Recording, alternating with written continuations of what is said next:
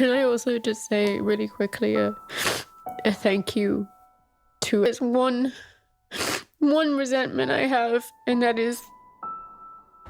And he was always, how are the children? How's Kelly? I'm so proud of Kelly and Jack for what they've done, and their manners are great. And he was just a...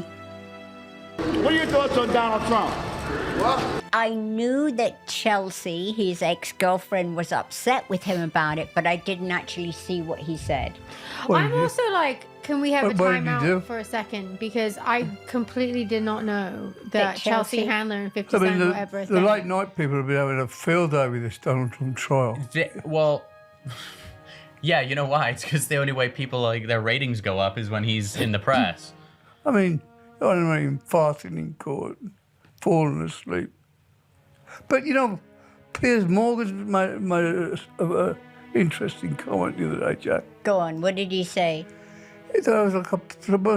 He says, how come Donald Trump got to go to court and for paying sexual, yeah. And Bill Clinton never? He rots in hell.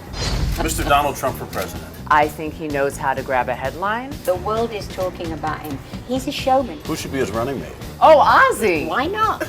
It's just as insane. The last thing anyone expected, least of all Kelly, was to hear the voice of former President Donald Trump echoing through their home, leaving a message of remarkable tenderness. For a family that once publicly clashed with Trump, especially after he used Ozzy's iconic Crazy Train without permission, the sudden appearance of his calm, almost gentle voicemail felt like a plot twist no one could have scripted. Speaking of music rights, Donald Trump used Crazy Train, Ozzy's song, on a video, actually, as I recall. Yeah, can you believe it? You did not give permission for that?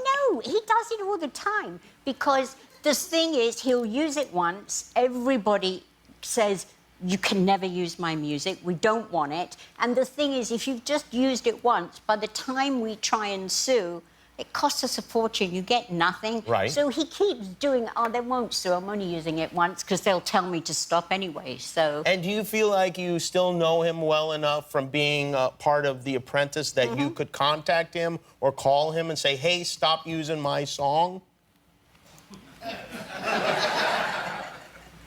Then who is going to be cleaning your toilet, Donald Trump?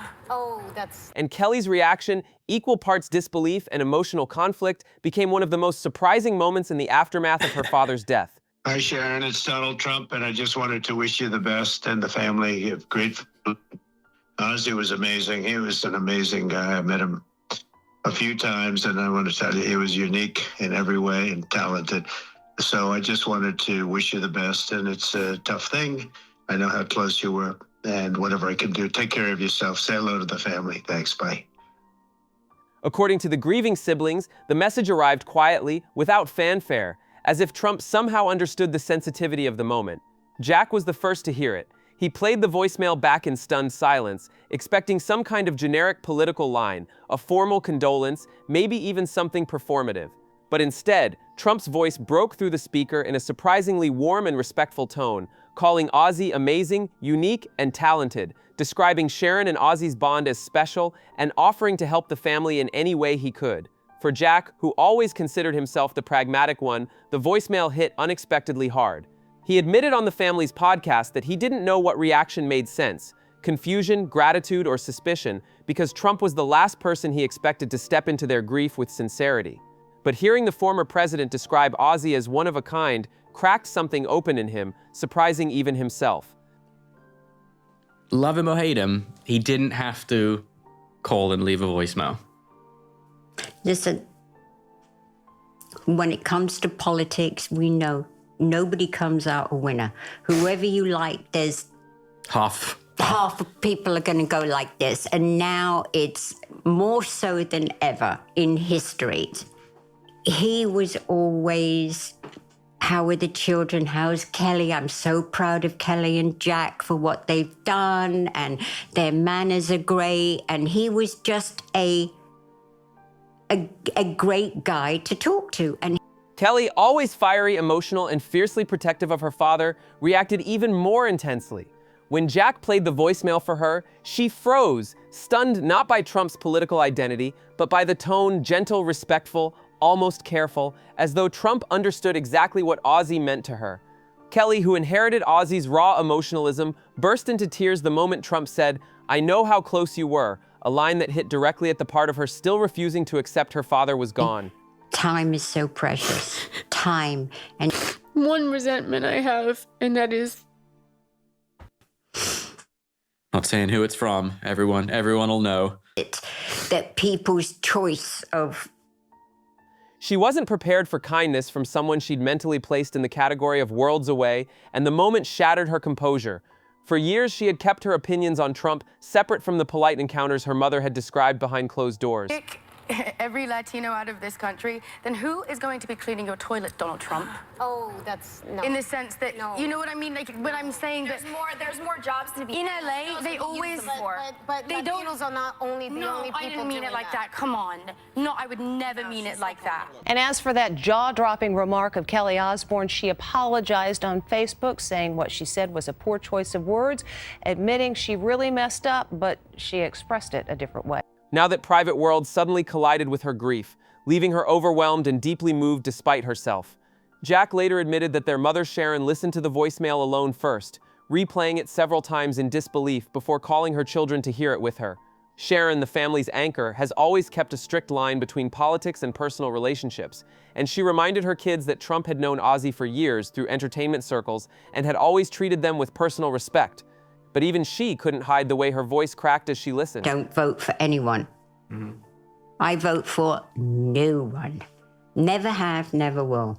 But the thing is, all I know is he's treated me with respect, your father with respect. He wanted nothing from us. Nothing. No. Melania the same, nothing.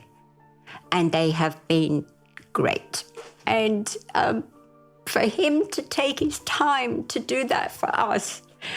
And because, do you know what? For President Trump and Melania, thank you. For Kelly, seeing her mother cry while hearing Trump's voice only amplified her own heartbreak.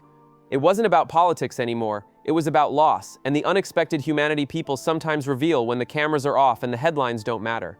Despite past tensions, the music dispute, the public criticisms, and the constant swirl of media drama... You've known Trump, you've worked with Donald Trump on Celebrity Apprentice, so you know this guy well. What are your thoughts on the guy, having worked with him? I think we'd like to know. Okay, working with him, he was an absolute gentleman, very respectful, very nice. Mm-hmm. So I cannot put him down as a person. Sure. But he just seems to think, like when you watch him on the debates, it just reminds me of a 3-hour episode of The Apprentice. That's what it's like. Right. He's acting the same way, pretty much. Acting the same way, the wisecracks, the one-liners, you're beautiful. It's like, you're not meant to act that way. Right. Be serious. Come on. Get an air about you. Do you think he's not serious about it? Like everyone says he's serious. The Osbourne siblings found themselves quietly grateful. Jack described the message as surprisingly kind, the type of gesture you don't forget when you're standing at the edge of your family's deepest pain. Kelly, who has never been one to hide her emotions, said nothing at first, just wiped her face and whispered that her father would have laughed at the idea of Donald Trump being one of the voices offering comfort in the darkest week of their lives. But she also admitted that the sincerity in Trump's tone got to her, something she didn't expect and didn't try to pretend away. In a family built on contradictions, heavy metal chaos wrapped inside genuine loyalty and deep love, the moment fit in a strange, poetic way. Kelly and Jack, who grew up under the glare of reality TV, tabloid culture, and the legacy of a father larger than life, found themselves humbled by a condolence message that cut through decades of noise. It didn't erase history, it didn't change their views, it didn't turn the past into something it wasn't, but it did something else, something rare. It reminded them that grief has a way of bringing unexpected people to your door, and sometimes those people say exactly the words you need to hear. Elon Musk is going to bring Trump back to Twitter. What's your thoughts on that? You think that's the right thing to do? Hey, listen, if they have the Taliban and they have the guy that runs Iran, they might as well have Trump. Yeah, I mean, as someone